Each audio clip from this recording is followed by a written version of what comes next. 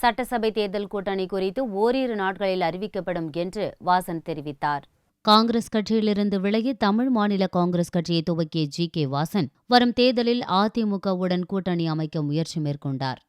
இதற்காக கடந்த 15 மாதங்களில் அதிமுக அரசை விமர்சிப்பதை தவிர்த்து வந்தார். இந்நிலையில் 234 தொகுதிகளுக்கான வேட்பாளர் பட்டியலை அதிமுக பொதுச் செயலாளர் ஜெயலலிதா திங்கள்கிழமை வெளியிட்டார்.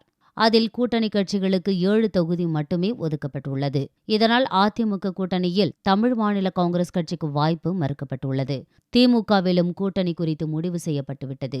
இதனால் அதிர்ச்சியடைந்த வாசன் தனது கட்சியின் மூத்த நிர்வாகிகளுடன் திங்களன்று இரவும் செவ்வாய்க்கிழமையும் அவசர ஆலோசனை நடத்தினார். பின்னர் செய்தியாளர்களிடம் பேசிய வாசன், சட்டசபை தேர்தல் கூட்டணி குறித்து ஓரிரு நாட்களில் அறிவிக்கப்படும் என்றும் அதன் பின்னர் தமிழ் மாநில காங்கிரஸ் போட்டியிடும் தொகுதி மற்றும் வேட்பாளர் பட்டியல் வெளியாகும் என்றும் கூறினார்.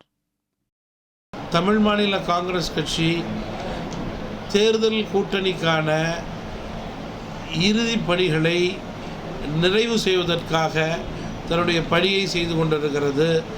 இன்னும் ஓரிரு நாட்களிலே அதிகாரப்பூர்வமான கூட்டணி நிலையை அறிவிப்போம்.